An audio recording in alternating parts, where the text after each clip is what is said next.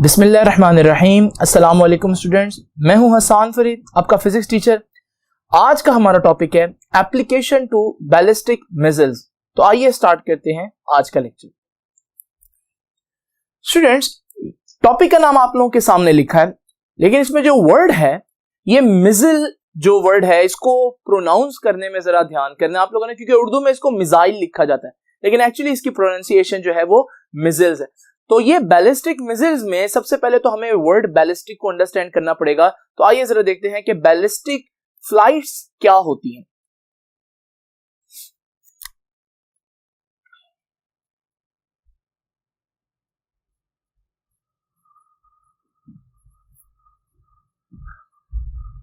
तो students, ballistic flight क्या होती है? अगर आप किसी चीज को इनिशियल पुश दें और फिर वो इनर्शिया और ग्रेविटी की वजह से मूव करे, तो इसे हम बोलते हैं कि ये एक बैलिस्टिक फ्लाइट है।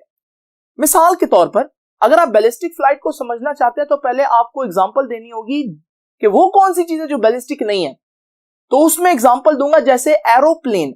अगर एरोप्लेन की फ्लाइट देखें तो एरोप्लेन जो है, क्या वो सिर्फ इनिशियल धक्के पर, इनिशियल पुश पर चल रहा होता है? हरगिज नहीं, उसको मुसलसल जो है उसके इंजन की फोर्स चला रही होती है, और वो ग्रेविटी के अगेंस्ट ऊपर भी जा सकता है क्योंकि उसके पास अपनी एनर्जी, अपनी फोर्स है। यहां पर हम डिस्कस कर रहे हैं सिर्फ ऐसी चीजों को जिनको हम इनिशियली पुश करेंगे और उसके बाद उनकी परवाज के दौरान, फ्लाइट के दौरान हम उनको कोई एनर्जी नहीं देंगे, और वो सिर्फ इनर्शिया और ग्रेविटी की वजह से आगे जाएंगी, इनर्शिया की वजह से, और नीचे आएंगी ग्रेविटी की वजह से। तो ये हमारे पास एक बैलिस्टिक फ्लाइट होती है। तो एरोप्लेन को हम कह सकते हैं कि वो एक नॉन बैलिस्टिक फ्लाइट है। तो अब जरा देखिए, तो बैलिस्टिक फ्लाइट क्या है? If a projectile is given an initial push, आप ये भी कह सकते हैं कि इनिशियल किनेटिक एनर्जी, सिर्फ उसको इनिशियली पुश दे दिया आपने, and then it moves due to inertia and action of gravity. तो ये दो बातें हैं जो एक बैलिस्टिक प्रोजेक्टाइल में आपको याद रखनी है। तो बैलिस्टिक में इनर्शिया इंपॉर्टेंट है और ग्रेविटी इंपॉर्टेंट है, और इनिशियल पुश, मजीद एनर्जी रास्ते में नहीं मिलेगी इनको। अब दूसरा इंपॉर्टेंट वर्ड जो आप लोगों को आज के आर्टिकल में नजर आ रहा है वो है मिसाइल्स। अब ये मिसाइल्स क्या है? बेसिकली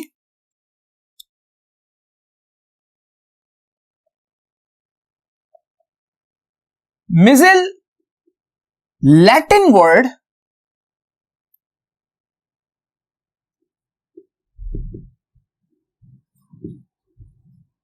मीटियर से निकला। मीटियर का मतलब क्या होता है वो मैं आपको बताता हूं, लेकिन सबसे पहले आप मुझे बताएं, आप जब भी मिसाइल्स या मिसाइल को सोचते हैं तो क्या सोचते हैं? एक ऐसी चीज जो जब किसी भी इलाके में गिरे तो तबाही मचा दे, ऐसी है ना? लेकिन एक्चुअली में मिसाइल्स ऐसे नहीं है। मिसाइल का जो एग्जैक्ट ट्रांसलेशन है वो मीटियर से निकलता है, और मीटियर का मतलब है to send something to hit a target। जब भी आप किसी चीज को फेंकें किसी खास निशाने पर टारगेट को हिट करने के लिए, तो फिर हम कहेंगे कि ये एक मिसाइल है। तो इसका मतलब, अगर कोई शख्स गुलैल से, कैटापुल्ट से किसी चीज का निशाना ले रहा है तो उससे निकलने वाला पत्थर भी मिसाइल हुआ। अगर कोई शख्स किसी चीज से एरो से निशाना ले रहा है तो वो एरो भी इस डेफिनेशन से एक मिसाइल ही हुआ। और अगर कोई शख्स इवन गन से फायर करके किसी चीज का निशाना ले रहा है तो वो भी मिसाइल हुआ। और ना सिर्फ ये, बल्कि अगर कोई शख्स किसी पत्थर को सिंपल फेंक रहा है किसी चीज पर निशाना लेकर, तो ये भी मिजिल्स हुए। इसका मतलब मिजिल हर वो चीज है जिसको आप किसी चीज पर निशाना बांधे। अब इन दोनों वर्ड्स को हम कंबाइन करते हैं, तो ये दोनों वर्ड्स जो हैं जब इकट्ठे होंगे तो ये बन जाएंगे बैलिस्टिक और मिजिल। तो बैलिस्टिक मिजिल्स फिर क्या हुए? जैसे कि बैलिस्टिक के बारे में हमने पढ़ा कि सिर्फ इनिशियल पुश देनी है, उसके बाद नहीं। और मिजिल्स के बारे में पढ़ा कि किसी चीज का निशाना लेना है। तो बैलिस्टिक मिजिल्स फिर क्या हुए? बैलिस्टिक मिजिल्स वो मिजिल्स हुए जिनको सिर्फ आप इनिशियल पुश देंगे किसी चीज का निशाना देने के लिए। ये किसी भी मकसद के लिए यूज हो सकती है। हाँ, जरूरी नहीं है कि ये हमेशा वो डिस्ट्रक्शन तबाही वाला ही मिजिल हो। मिसाल के तौर पर किसी जगह पर अगर आप लोगों ने इमदादी सामान पहुंचाना है तो भी आप एक मिजिल बना सकते हैं जिसके अंदर क्या हो, ऐसा सामान हो, मेडिसिन हो, जो वहां जाकर जब गिरे तो उन लोगों को मेडिसिन मिल जाए। लेकिन यहां पर जो कॉन्सेप्ट हम फिजिक्स में पढ़ेंगे, एक्चुअली हम इसको वही मिजिल्स पढ़ेंगे जो हम डिस्ट्रक्शन के लिए यूज करते हैं। तो बैलिस्टिक मिजिल में आपने दो बातें याद रखनी। Number one, it is an unpowered and unguided missile. ये बड़ी इंपॉर्टेंट बात। दो वर्ड बहुत इंपॉर्टेंट वर्ड्स हैं कि ये अनपावर्ड होते हैं और ये अनगाइडेड होते हैं। अनपावर्ड का क्या मतलब है? अनपावर्ड का मतलब है कि इनको बीच में पावर नहीं मिलेगी, और वो हम लोगों ने पहले डिस्कस किया। उसको तो सिर्फ इनिशियल पुश मिलेगी। जैसे अगर मैं स्टोन को फेंकूं तो वो स्टोन जो है सिर्फ उसके पास पूरी परवाज के दौरान वही एनर्जी होगी जो मेरे हाथ से निकलते हुए उसको मिल गई थी, दरमियान में तो कोई पुश उसको नहीं मिल सकती। और दूसरी बात क्या है कि ये अनगाइडेड मिसिल्स होंगे। अनगाइडेड से मतलब है कि इनको गाइड नहीं किया जा सकता। एक दफा जो ये आपके जो है वो निकल गए तो जिस टारगेट पर आपने फेंका फिर ये उस पर गिरेगा, दरमियान में आप इसको रोक नहीं सकते। तो ये है हमारे पास एक बैलिस्टिक मिसिल। अब जरा देखते हैं कि ये जो बैलिस्टिक मिसिल है, इस मिसिल का ट्रैजेक्टरी कैसी होगी और इस मिसिल की जो मोशन है वो कैसी होगी। तो हम पहले डिस्कस करते हैं इस मिसिल की मोशन को थोड़ा सा डिटेल में।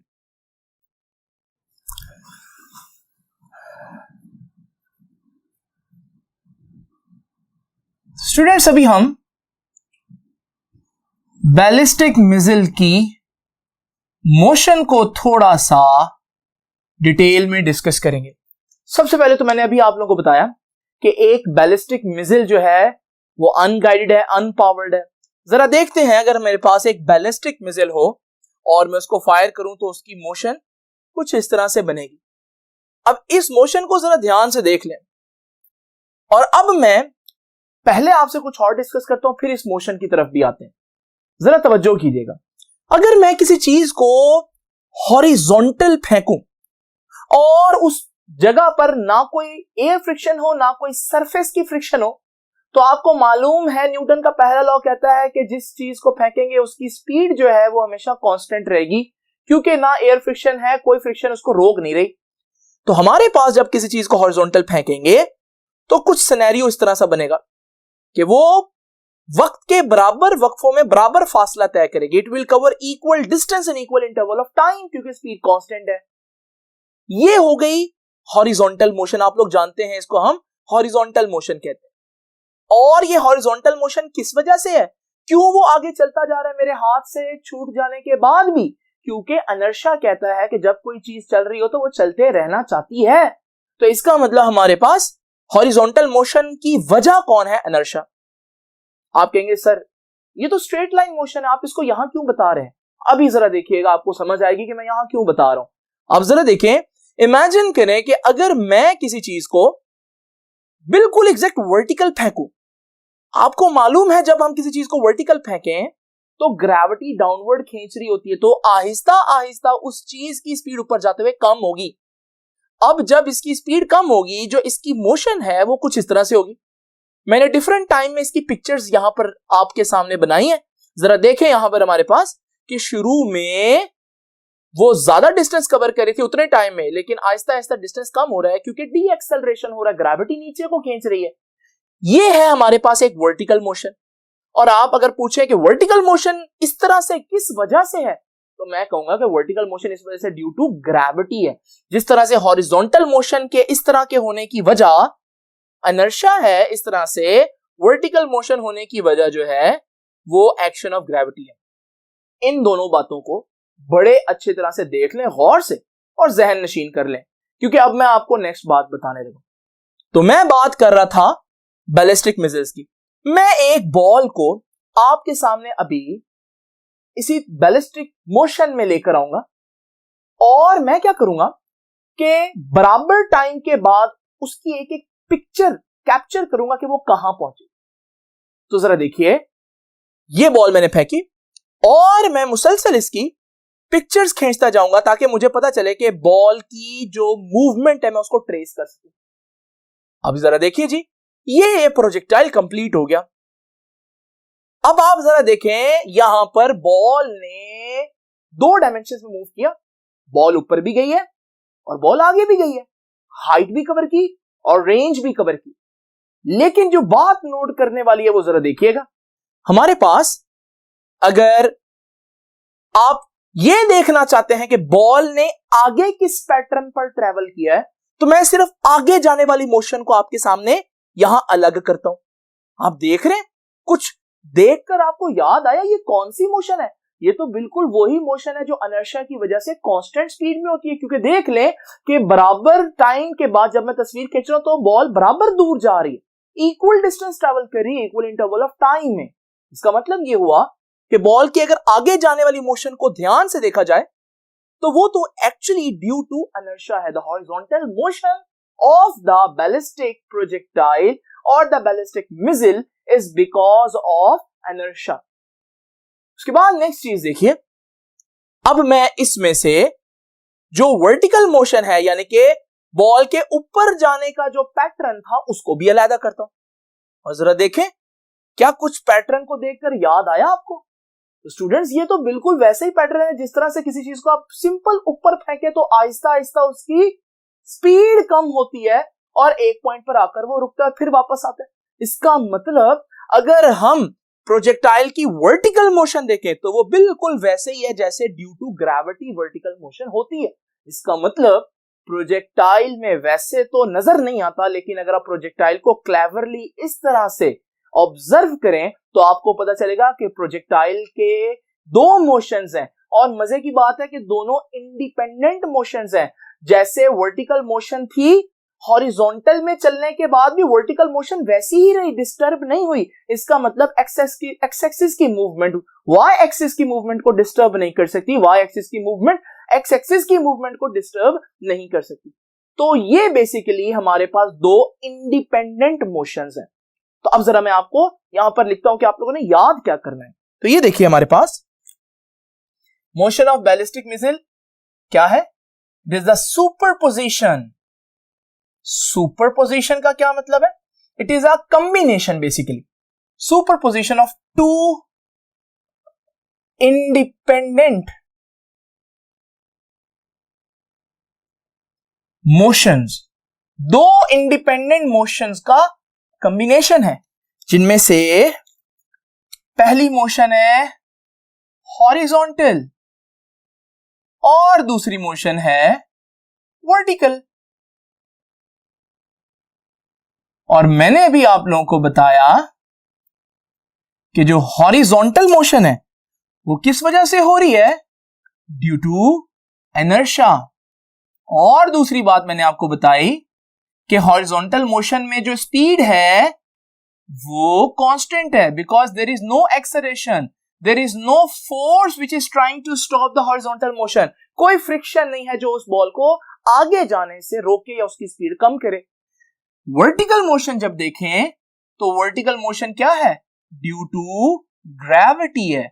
लेकिन क्या स्पीड कांस्टेंट थी? हरगिज नहीं, बल्कि स्पीड तो कम हो रही है ऊपर जाते हुए, तो स्पीड इज नॉट कांस्टेंट। और आपको मालूम है जब किसी चीज की स्पीड कांस्टेंट ना हो तो हम कहते हैं बच्चों उसके पास क्या है? उसके पास एक्सेलरेशन है।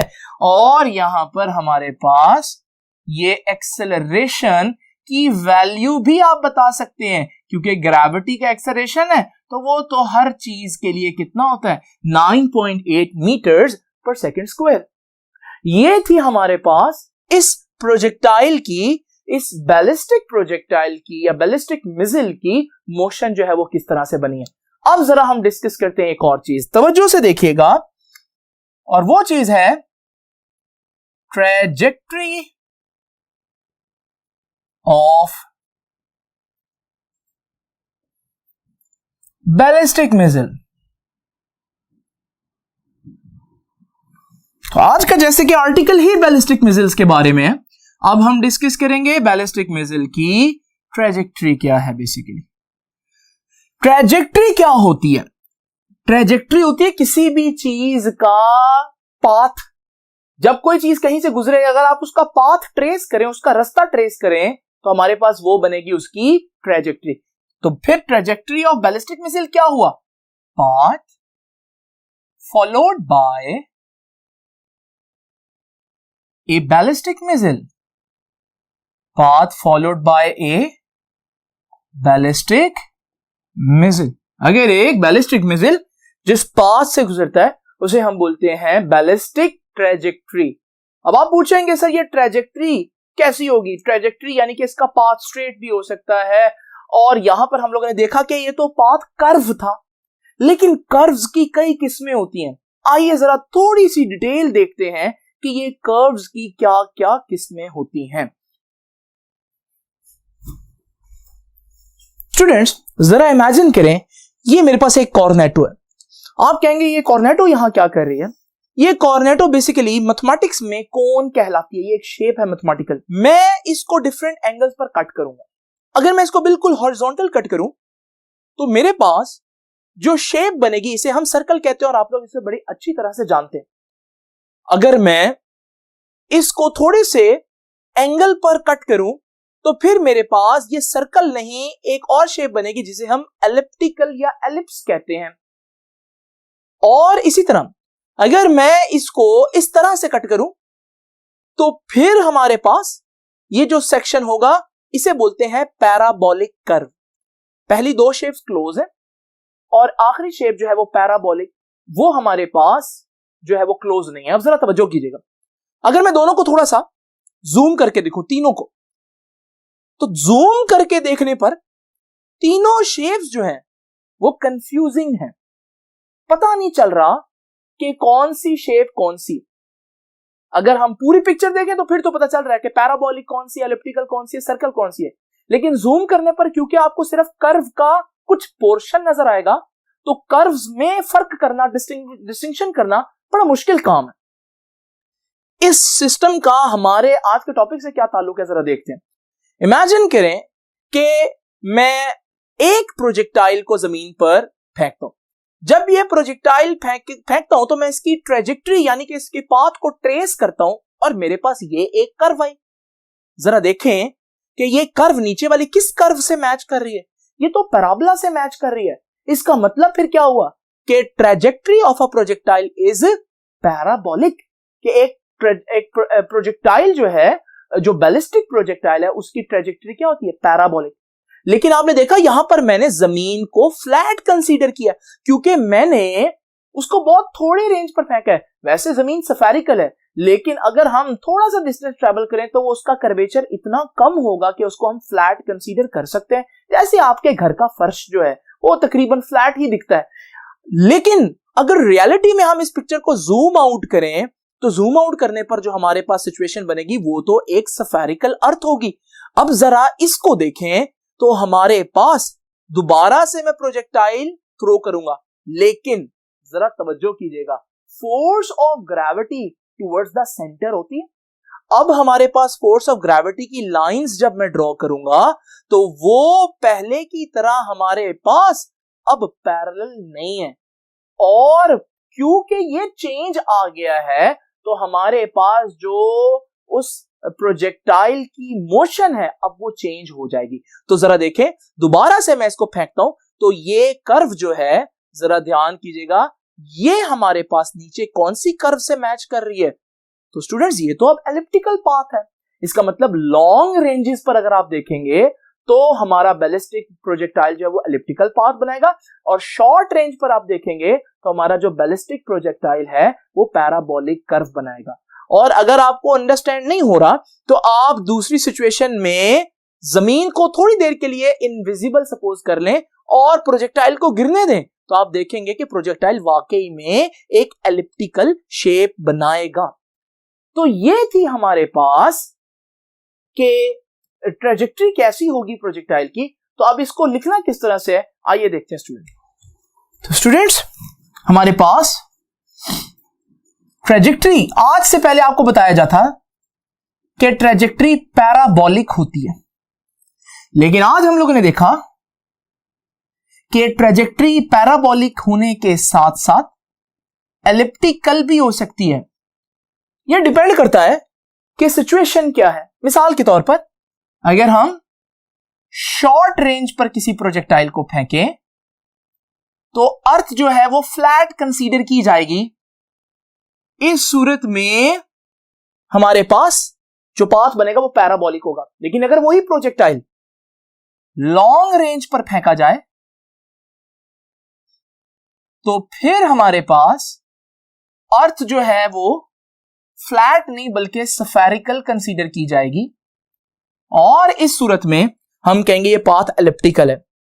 तो स्टूडेंट्स यहां से अब हम देखते हैं कि हमारे पास ये जो आइडियल कंडीशंस थी, क्योंकि अभी तक हम लोगों ने फ्रिक्शन को इग्नोर किया हुआ था, रियलिटी में एक्चुअली में जब हवा भी होगी तो क्या प्रोजेक्टाइल ट्रेजेक्ट्री जो है वो पैराबोलिक होगी या एलिप्टिकल होगी? तो इसका आंसर है कि अगर आप बहुत से फैक्टर्स अभी तक मैंने नहीं डाले जिनमें एयर फ्रिक्शन है और उसमें विंड पावर है और उसमें हमारे पास और भी फैक्टर्स हैं, जैसे कि जमीन की रोटेशन को भी कंसीडर नहीं किया क्योंकि असल में तो जमीन रोटेट कर रही है, फिर जमीन की रोटेशन की डायरेक्शन को भी अभी कंसीडर नहीं किया, और हमने ये भी नहीं कंसीडर किया कि हम प्रोजेक्टाइल को कहां से हिट कर रहे हैं, आया कि नॉर्थ पोल साउथ पोल से हिट कर रहे हैं या प्रोजेक्टाइल हम जो है वो इक्वेटर से हिट कर रहे हैं। इसका मतलब ये है कि अगर रियल सिचुएशंस देखें तो वो इतनी आसान नहीं होंगी बल्कि वो बहुत ज्यादा कॉम्प्लेक्स होंगी। अब हम जरा देखते हैं कि बैलिस्टिक मिसाइल्स की कुछ लिमिटेशंस क्या हैं।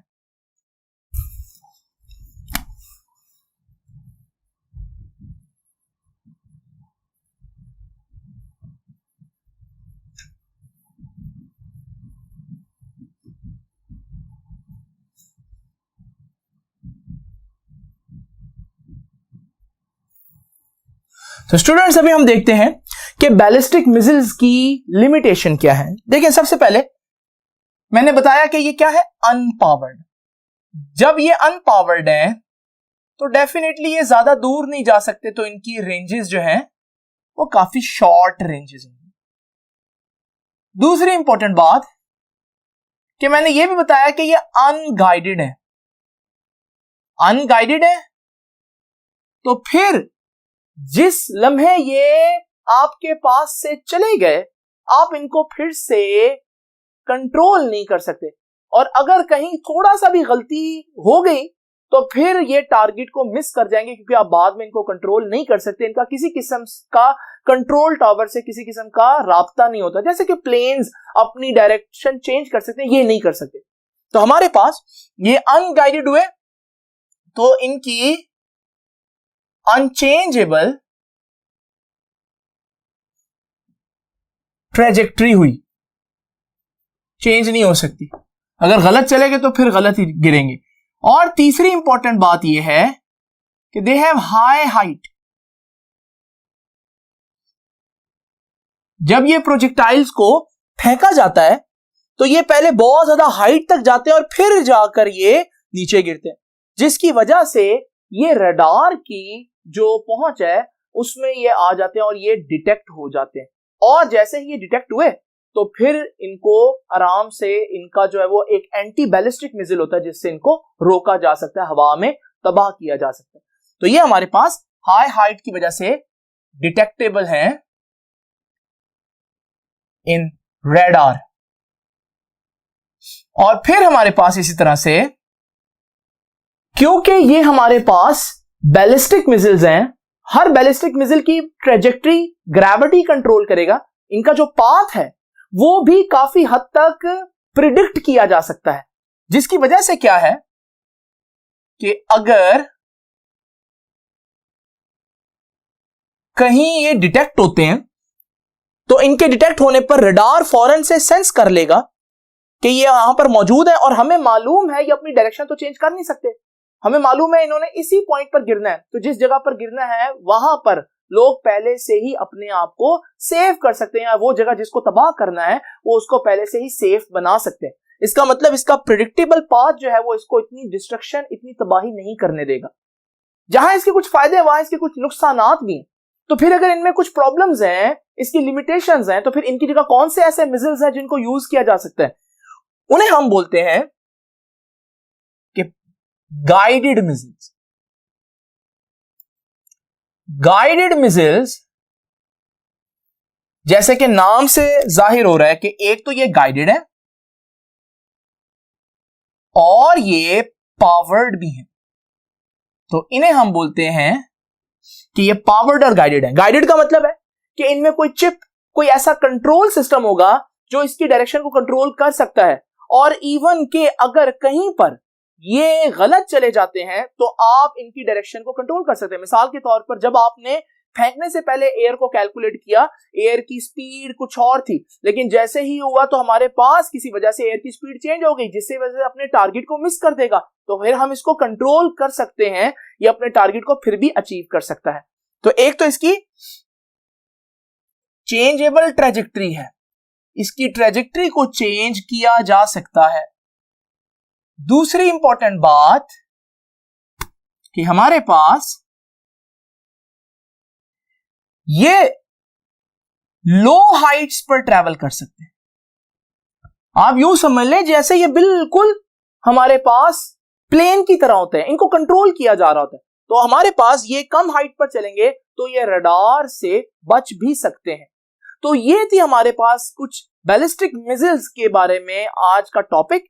आई होप कि आपको ये टॉपिक अच्छी तरह से अंडरस्टैंड कर लिया होगा आप लोगों ने, और इसको अच्छी तरह से दिमाग में उठा लें, इसको दोबारा भी देखें अगर जरूरत पड़े। अब आपसे मुलाकात होगी इंशाल्लाह नेक्स्ट लेक्चर में, तब तक के लिए अल्लाह हाफिज।